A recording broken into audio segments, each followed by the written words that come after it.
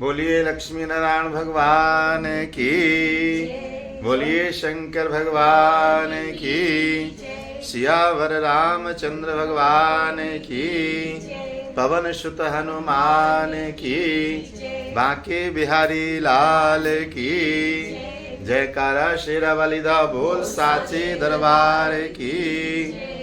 ओम हे रामा पुरुषोत्तमा नरहरे नारायणा केशवा गोविंदा गरुणध्वजा गुणनिधे दामोदरा माधवा।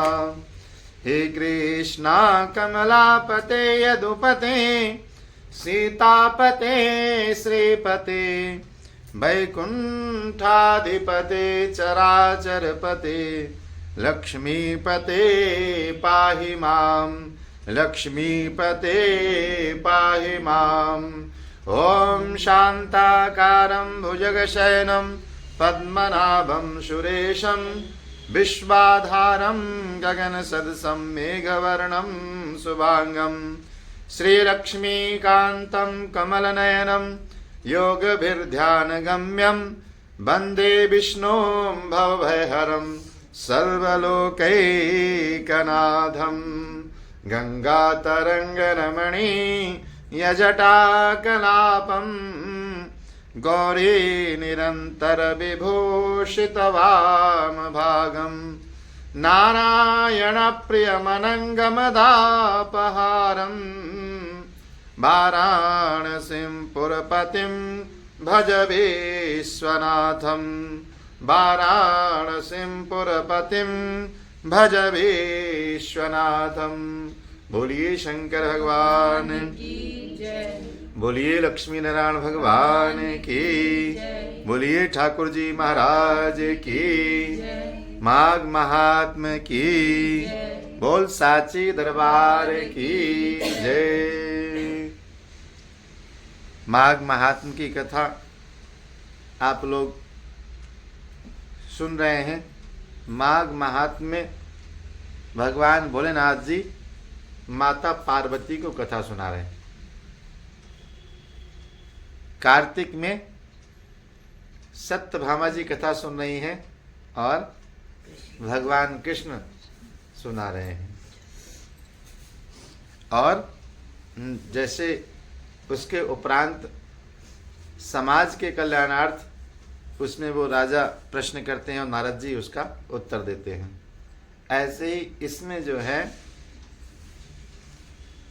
सूत जी कथा सुना रहे हैं और सारे ऋषि जो है कथा सुन रहे हैं। ये सारे जो कथा पुराण हैं ये समाज के कल्याण के लिए ही प्रभु ने प्रदान की हैं कि इन कथाओं को सुनकर जो सामाजिक प्राणी है वो अपने जीवन को किस प्रकार से सार्थक करें। कल आप लोगों ने जो कथा सुनी उसमें ये बताया गया कि भगवान की भक्ति करने के लिए प्रभु की चरणों में लगन होनी चाहिए। आपका तरीका चाहे जैसा हो, आपने स्नान किया है या नहीं किया है, आप मंदिर में हैं या नहीं हैं, आप कहीं रास्ते में हैं या आप कहीं किसी यात्रा में व्यस्त हैं या आप कहीं दूसरे स्थान पे हैं, वहाँ संसाधनों की कमी है, उससे कोई फर्क नहीं पड़ता। आप जो है आपके लगन अनवरत रूप से ऐसे होनी चाहिए कि उसमें किंचित मात्र भी बदलाव नहीं आना चाहिए परिस्थितियों के कारण। आज की कथा है, कहते हैं सूर्यवंश में एक राजा हुए बड़े प्रतापी जिनका नाम था दिलीप। ये भगवान श्री राम के पूर्वज हैं। तो राजा दिलीप बहुत ही प्रतापी थे और बहुत ही धर्मात्मा और सदाचारी थे। परमात्मा के श्री चरणों में लगन थी उनकी, लेकिन कहते हैं मनुष्य के अंदर कुछ अच्छाइयाँ होती हैं तो कुछ बुराइयाँ भी होती हैं। राजाओं को शिकार खेलने का बहुत शौक होता है। पहले के राजपूतों में, राजाओं में ये विशेषता होती थी कि वो शिकार खेलने जाया करते थे। तो राजा दिलीप एक दिन जो है शिकार खेलने के लिए अपने अनुचरों को लेकर, अपने कुछ मंत्रीगण लेके जंगल में निकल जाते हैं। पूरे जंगल में जब उनके घोड़े घूमते हैं तो कहते हैं जो पशु पक्षी जानवर होते हैं, जब उन्हें लगता है कि कोई हमें सताने आया है तो बेचारे भयभीत हो जाते हैं और भय के मारे इधर उधर भागते हैं।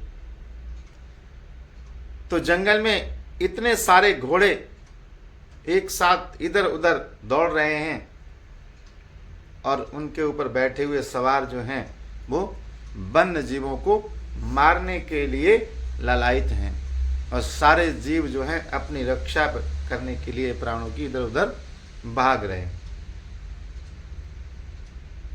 कहते हैं शिकार करना भी साधारण नहीं है। जो वीर पुरुष होते हैं वही शिकार कर सकते हैं, साधारण व्यक्ति नहीं कर सकता।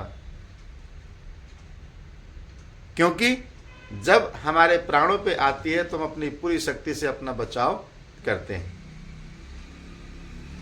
ऐसे ही राजा भी अपने अनुचरों के सहित वन में शिकार करते करते करते करते बहुत समय व्यतीत हो जाता है, लेकिन उनको कोई शिकार ढंग का प्राप्त नहीं होता।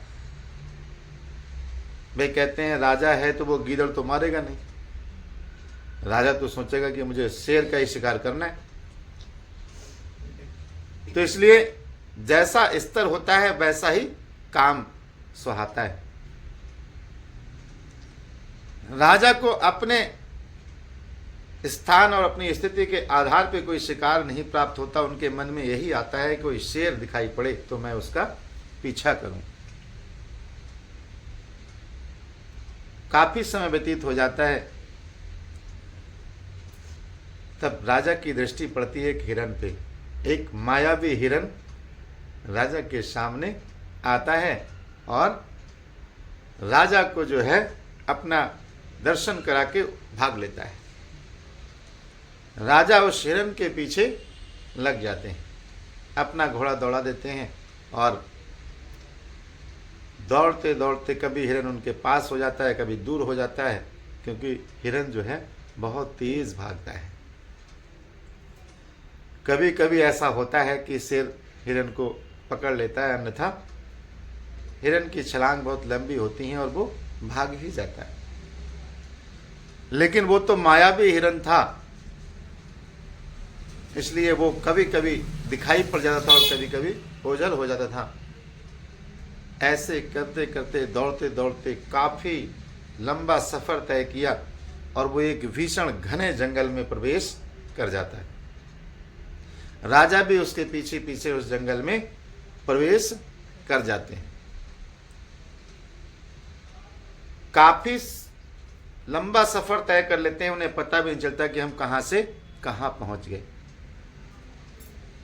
बहुत घने जंगल में जाके वो हिरण जो है अदृश्य हो जाता है।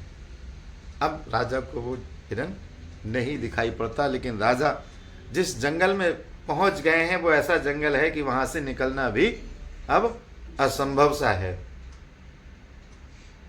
पीछे से राजा के जितने अनुचर मंत्रीगण थे वो भी राजा का पीछा करते करते वहां पहुंच जाते। जब वो सब राजा के पास पहुंच गए तो लोगों को लगा कि अब तो बहुत समय व्यतीत हो गया, कोई शिकार भी प्राप्त नहीं हुआ। राजा को प्यास लगने लगी, इतना थक गए वो कि उन्हें प्यास लगने लगी। जंगल में खाने और पीने के लिए व्यक्ति को देखना पड़ेगा कि भाई कहाँ क्या व्यवस्था है। अगर खाने के लिए तो कुछ फल वगैरह पेड़ों पे मिल भी जाते हैं, लेकिन पानी जंगल में बहुत मुश्किल से प्राप्त होता है। तो पानी की खोज में वो सब इधर उधर ढूंढने लगे कि कहीं पानी मिले।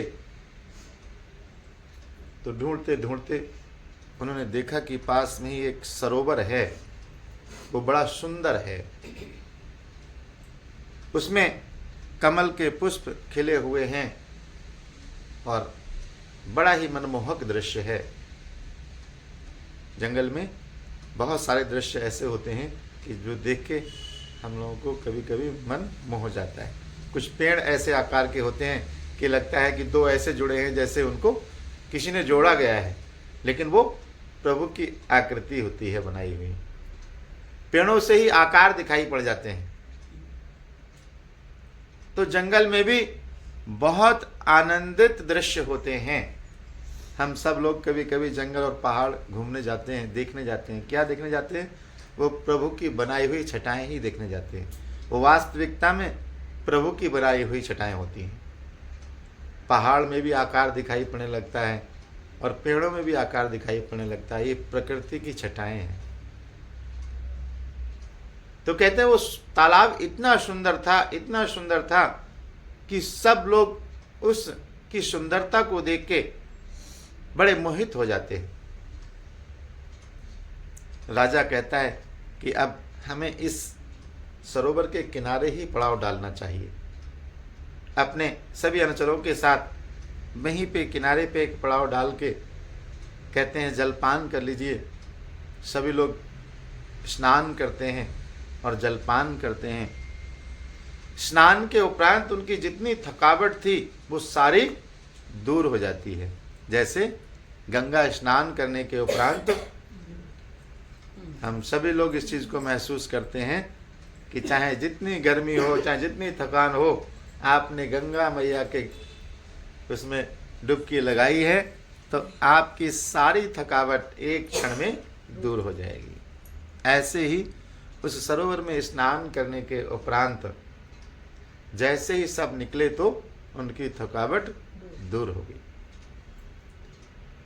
और राजा ने कहा कि अब ऐसा करो, शाम हो गई है, यहाँ से निकलने का मार्ग तो बहुत सुगम नहीं है, रात में यहीं रुक जाते हैं। सब लोग जो है वहीं पे रुक जाते हैं। अब वो देखते हैं कि रात में जो है कुछ जंगली जानवर जो होते हैं वो पानी पीने के लिए तालाब पे आते हैं। अब देखा कि कुछ जंगली जानवर पानी पीने आए हैं तो राजा के जो अनुचर थे उन्होंने घात लगाकर उन जंगली जानवरों पे अपने तीरों का प्रहार कर दिया और उन्हें मार दिया। और बड़े खुश हुए, चलो कम से कम हमने कुछ तो शिकार कर लिया, क्योंकि दिन भर तो उनको कोई शिकार प्राप्त हुए नहीं थे। अब ऐसा उन्होंने किया। उसके उपरांत प्रातः काल हुआ तो जब वो जाने के लिए उद्यत हुए तो उन्होंने जितना शिकार किया था वो सब अपने अपने घोड़े पे लाद लिया और अपने नगर की ओर वापस प्रस्थान करने के लिए तत्पर हो गए। कहते हैं भगवान ऐसे क्षणों में हमें कुछ संकेत देते हैं कि आपने कुछ गलत काम किया है। तो जैसे ही वो वापस आने के लिए उद्यत होते हैं वैसे ही देखते हैं कि सामने एक कोई बहुत तेजस्वी व्यक्ति खड़ा है जिसके शरीर से तेज निकल रहा है और कोई तपोनिष्ठ व्यक्ति है। ऐसे तपस्वी को देख के राजा, क्योंकि धर्मात्मा थे, तो उन्होंने देखा तो उतर के घोड़े से उनको प्रणाम किया और उनको प्रणाम करके उनका कुशल क्षेम पूछा। कुशल क्षेम पूछकर उनसे कहा कि हे महात्मन, आप कौन हैं और कहाँ से आए हैं? तब उन्होंने बताया कि मैं वैखानस ऋषि हूँ और इस जंगल में पहाड़ के ऊपर मेरी साधना का स्थान है। मैं जो है आपसे मिलने के लिए ही आया हूँ। मुझे पता है कि तुम सूर्य वंश के राजा हो, तुम धर्मात्मा भी हो। तो राजा को बड़ी खुशी हुई और उसने बारंबार ऋषि के चरणों में प्रणाम किया। तब ऋषि ने कहा कि राजन, तुमने ये निरपराध प्राणियों को मारा है, ये अच्छी बात नहीं है। ये वन्य जीव जंतु जो हैं, इन्हें भी स्वतंत्रता पूर्वक रहने का अधिकार है, और जब राजा ही इनकी स्वतंत्रता का हनन करेंगे तो आप धर्मात्मा किस बात की? आपको ऐसा अपराध नहीं करना चाहिए। निरपराध प्राणियों पर दया करनी चाहिए, क्योंकि राजा जो है, जितना भी उसका शासन का, राज का विस्तार होता है, उसमें रहने वाले जितने भी प्राणी हैं, सबका माता पिता होता है। तो जब तुम ही ऐसे निरपराध प्राणियों पर इस तरह का अत्याचार करते हुए उनके प्राण हरोगे, तो तुम किस बात के माता पिता हो? ये जो तुमने पाप किया है, इसका तुम्हें दंड प्राप्त होगा। तो राजा ने कहा कि प्रभु क्षमा कीजिए, गलती हो गई, आगे से ऐसा नहीं होगा। तो ऋषि ने राजा को उपदेश दिया और उन्हें धर्म संगत, शास्त्र सम्मत ज्ञान दिया, और ज्ञान देने के उपरांत राजा से कहा कि हे राजन, तुम्हारा कुल धन्य है, और तुम्हारे ही कुल में एक दिन ऐसा समय आएगा कि परमात्मा स्वयं आएंगे आपके कुल में, और आपके कुल का नाम सदैव लिया जाएगा आदर पूर्वक। राजा दिलीप को ये सुन के बड़ी प्रसन्नता हुई, और उन्होंने बारंबार ऋषि के चरणों में प्रणाम किया और अपने नगर की ओर वापस आ गए। नगर में आकर उन्होंने सारे राज्य में ये घोषणा करवा दी कि आज के बाद कोई भी व्यक्ति वन में रहने वाले जीवों पर, पानी में रहने वाले जीवों पर किसी भी प्रकार से कोई उनको नहीं सताएगा, और अगर कोई सताएगा तो उसे राज के द्वारा दंडित किया जाएगा। आज से जितने भी प्राणी हैं, सब स्वतंत्रता पूर्वक अपने जीवन को जिएंगे, कोई किसी पे किसी भी तरह का प्रहार नहीं करेगा। बोलिए लक्ष्मी नारायण भगवान की, बोलिए ठाकुर जी महाराज की, बोलिए शंकर भगवान की। ओम श्रीमन्नारायण नारायण श्रीमन्नारायण नारायण नारायण श्रीमन्नारायण नारायण नारायण भजमन्नारायण नारायण नारायण भजमन्नारायण नारायण नारायण लक्ष्मी नारायण नारायण नारायण लक्ष्मी नारायण नारायण नारायण श्रीमन्नारायण नारायण नारायण भजमन्नारायण नारायण नारायण स्वामी नारायण नारायण नारायण स्वामी नारायण नारायण नारायण भजमन्नारायण नारायण नारायण श्रीमन्नारायण नारायण नारायण। बोलिए लक्ष्मी नारायण भगवान की जय।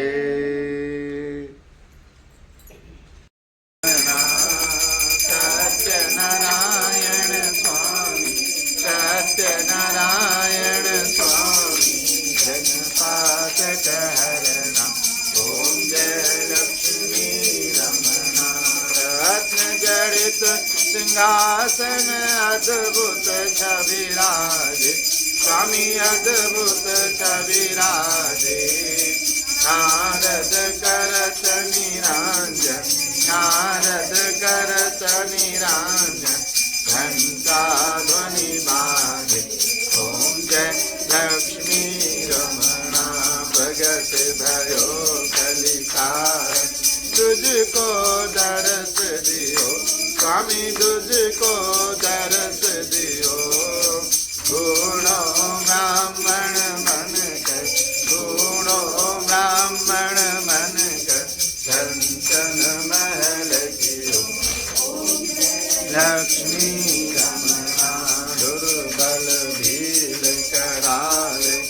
जिन पर कृपा करी, स्वामी जिन पर कृपा करी। चंद्रचूड़ एक राजा, चंद्रचूड़ एक राजा, जिनकी विपत हरि। ओम जय लक्ष्मी रमणा।